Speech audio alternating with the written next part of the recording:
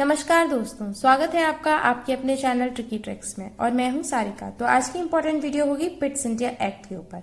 तो चलिए वीडियो शुरू करते हैं। तो फ्रेंड्स, पिट्स इंडिया एक्ट जो कि 1784 में भारत में पारित हुआ था, इसे ईस्ट इंडिया कंपनी एक्ट 1784 भी कहा जाता है। किसके द्वारा ये भारत में पारित किया गया था? तो ब्रिटिश संसद के द्वारा ये भारत में पारित किया गया था।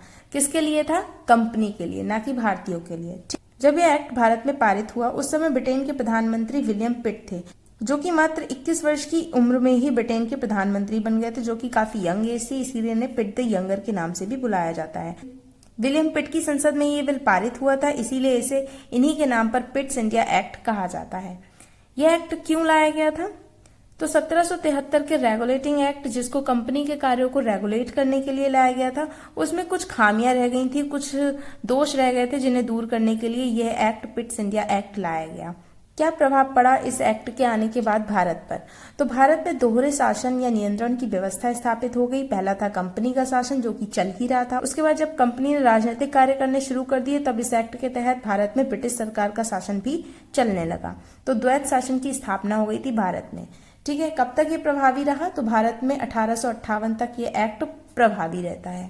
चलिए फ्रेंड्स, अब जानते हैं पिट्स इंडिया एक्ट की विशेषताएं क्या थी या फिर इसमें क्या प्रावधान किए गए थे। इस एक्ट के तहत कंपनी के व्यापारिक व राजनीतिक कार्यों को अलग अलग कर दिया गया है, यानी कि व्यापारिक कार्यों को देखने के लिए एक अलग गवर्निंग बॉडी और राजनीतिक कार्यों को देखने के लिए एक अलग गवर्निंग बॉडी नियुक्त कर दी गई इंग्लैंड में। ठीक है, ब्रिटिश सरकार के द्वारा। इसके विपरीत रेगुलेटिंग एक्ट में सिर्फ बोर्ड ऑफ डायरेक्टर्स ही हुआ करते थे, जो कि दोनों कार्यों को देखा करते थे, लेकिन वे काम ठीक प्रकार से नहीं कर पा रहे थे। इसीलिए ब्रिटिश सरकार को एक नया एक्ट पिट्स इंडिया एक्ट लाना पड़ा, जिसके तहत उन्होंने व्यापारिक व राजनीतिक कार्यों को देखने के लिए एक अलग अलग गवर्निंग बॉडी नियुक्त की। जैसे कि व्यापारिक कार्यों को देखने के लिए बोर्ड ऑफ डायरेक्टर्स या फिर आप कह सकते हैं कोर्ट ऑफ डायरेक्टर्स की नियुक्ति की गई थी, जिनमें 24 सदस्य हुआ करते थे। लेकिन इस एक्ट के बाद राजनीतिक कार्यों को देखने के लिए एक अलग governing body board of control की नियुक्ति की गई, जिसमें 6 सदस्य हुआ करते थे। वे 6 सदस्य कहाँ से आते थे? एक ब्रिटिश संसद के मंत्रिमंडल का व्यक्ति होता था, यानी कि वित्त मंत्री होगा, और एक सेक्रेटरी ऑफ स्टेट हुआ करता था। 4 प्रीवी काउंसिल के सदस्य होते थे, जिनकी नियुक्ति ब्रिटिश सरकार के द्वारा की जाती थी। और ये जो बोर्ड ऑफ कंट्रोल है, इनको वेतन कहाँ से मिलता था? भारत के राजस्व से इनको वेतन दिया जाता था। और अगला मेजर चेंज है वो है, हम सभी को पता है कि रेगुलेटिंग एक्ट के तहत बम्बई प्रेसिडेंसी व मद्रास प्रेसिडेंसी को बंगाल प्रेसिडेंसी के अधीन कर दिया गया था, यानी कि जो बम्बई प्रेसिडेंसी और मद्रास प्रेसिडेंसी के गवर्नर हैं, उनको गवर्नर जनरल को रिपोर्ट करना पड़ता था। और गवर्नर जनरल की सहायता के लिए रेगुलेटिंग एक्ट के तहत 4 सदस्यों की समिति नियुक्त की गई थी, जिसमें वोटिंग के टाइम गवर्नर जनरल को निष्क्रिय रहना पड़ता था। जैसे कि मैं आपको समझाऊं कि गवर्नर जनरल और प्लस ये 4 लोग मिलकर वोट करते थे बहुमत के आधार से किसी निर्णय को लेने के लिए। और गवर्नर जनरल को उस समय मत देने का अधिकार नहीं दिया गया था। तो अगर किसी भी मामले में गवर्नर जनरल को निर्णय लेना है, तो अगर 3 लोगों ने उसमें वोट डाल दिए, तब तो वह निर्णय पास हो जाएगा, वह कानून बन जाएगा, और नहीं तो वह कानून नहीं बन पाएगा।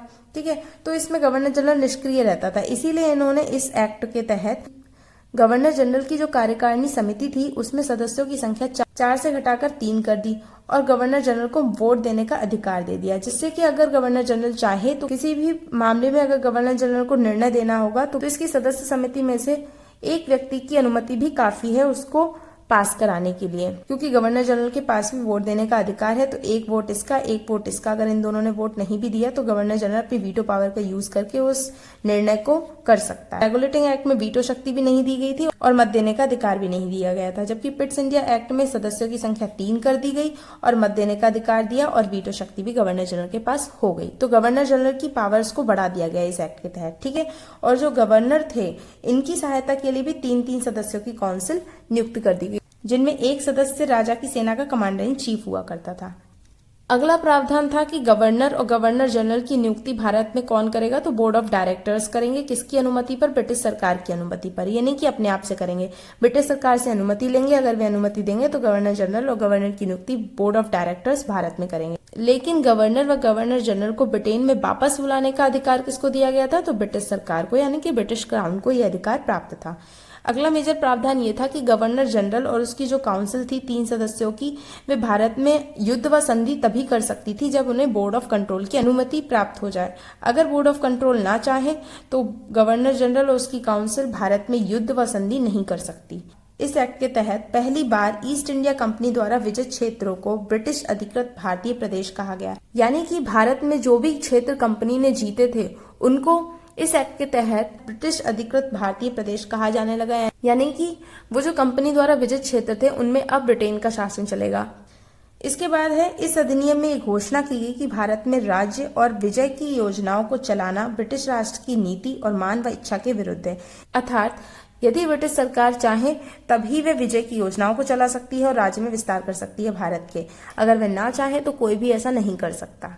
तो भारत पर पूरी तरीके से ब्रिटिश सरकार का नियंत्रण स्थापित हो गया था इस एक्ट के बाद। अब महत्वपूर्ण प्रश्नों को देख लेते हैं, और जिन भी लोगों ने रेगुलेटिंग एक्ट वाली वीडियो को नहीं देखा है तो लिंक डिस्क्रिप्शन में, वहां से जाकर आप उसे देख लीजिए। ठीक है, पहला क्वेश्चन है, रेगुलेटिंग एक्ट कब पारित किया गया था? 1771, 72 या 1773 में, 1778 में? तो इसका राइट ऑप्शन है 1773 में रेगुलेटिंग एक्ट पारित किया गया था। अगला प्रश्न है, किस अधिनियम के तहत भारत में सर्वप्रथम एक सर्वोच्च न्यायालय स्थापित किया गया था?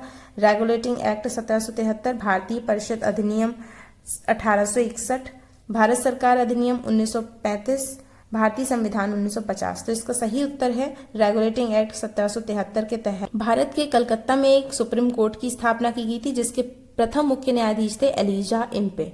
ठीक है, नेक्स्ट प्रश्न है, किस एक्ट में पहली बार ईस्ट इंडिया कंपनी द्वारा विजित क्षेत्रों को ब्रिटिश अधिकृत क्षेत्र कहा गया? तो अभी आपको बताया इसका उत्तर, पिट्स इंडिया एक्ट 1784 के तहत। ठीक है, नेक्स्ट क्वेश्चन है, द्वैत शासन व्यवस्था भारत में किस एक्ट के तहत लाई गई? तो अभी हम लोगों ने पढ़ा था, पिट्स इंडिया एक्ट के तहत भारत में द्वैत शासन की व्यवस्था स्थापित हो गई थी। पहला था बोर्ड ऑफ डायरेक्टर के तहत कंपनी शासन करती थी भारत पर, और दूसरा बोर्ड ऑफ कंट्रोल के तहत सीधे ब्रिटिश सरकार भारत पर शासन करती थी। नेक्स्ट है, किस एक्ट के तहत बंगाल के गवर्नर को गवर्नर जनरल कहा जाने लगा? तो सही उत्तर है रेगुलेटिंग एक्ट 1773 के तहत बंगाल के गवर्नर को गवर्नर जनरल कहा जाने लगा। और बंगाल के गवर्नर जनरल को भारत का गवर्नर जनरल किस एक्ट के तहत कहा जाने लगा? तो 1833 के चार्टर एक्ट के तहत। ठीक है, बंगाल के गवर्नर जनरल को भारत का गवर्नर जनरल कहा जाने लगा। नेक्स्ट है, किस अधिनियम के तहत इंग्लैंड में सरकार का विभाग बनाया गया जिसे नियंत्रण बोर्ड कहते हैं? तो नियंत्रण बोर्ड यानी कि बोर्ड ऑफ कंट्रोल किस एक्ट के तहत नियुक्त किया गया इंग्लैंड में? तो पिट्स इंडिया एक्ट 1784 के तहत। अगर आपको वीडियो अच्छी लगी तो वीडियो को लाइक करें और मेरे चैनल को सब्सक्राइब करना ना भूलें। Thank you for watching.